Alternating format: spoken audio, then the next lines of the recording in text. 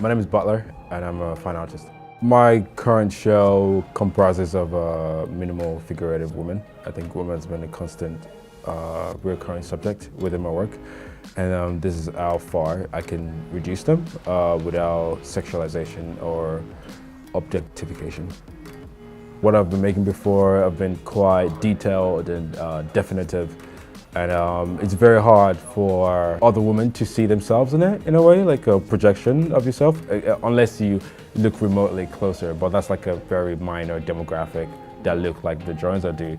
So I wanted to create a body of work where, like, no matter who you are, where you're from, whatever, you can still say, oh, you know, like I can find an element of myself that looks like this, and not try to conform to like societal standards. So I would say this body of work is quite uniform. It's quite like a template, but also it also aligns with like my belief in minimalism as an aesthetic and also as a lifestyle.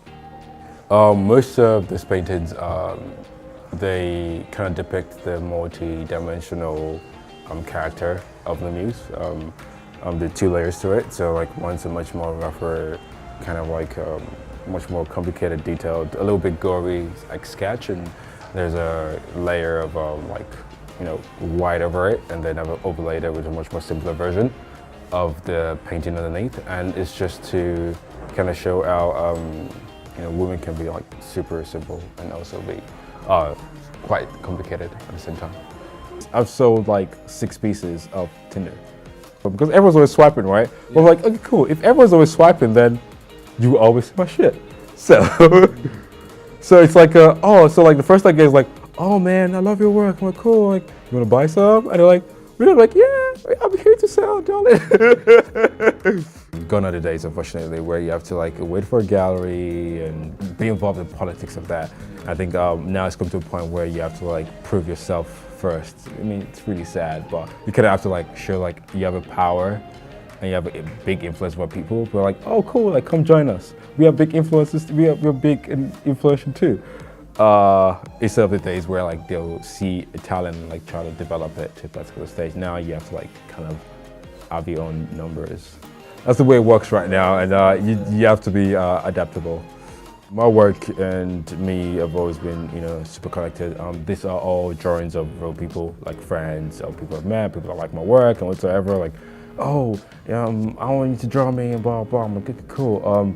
So these are reflections of actual real people that actually exist, not stuff from my imagination. I think the next stage for me is showing outside of the UK. I think it's super important that I'm not just contributing to the conversation here, I'm contributing to the conversation somewhere else. And I think it's more of trying to target like a new audience. I think kind of like spreading the word, right? And saying, oh cool, look at me, I'm here. Do you like my stuff? I have some cool stuff I can show you if you're interested in it. And seeing like the response from that, and I think the kind of confidence I've gotten from showing in London 7 times, it's insane. It's given me enough to be like, hey, cool, I'm gonna take this somewhere else, and we'll see how that goes. But in general, like I have various things I'm working on, but I'd rather just do them and be like, hey guys, I've done this, rather be like, I'm gonna do this.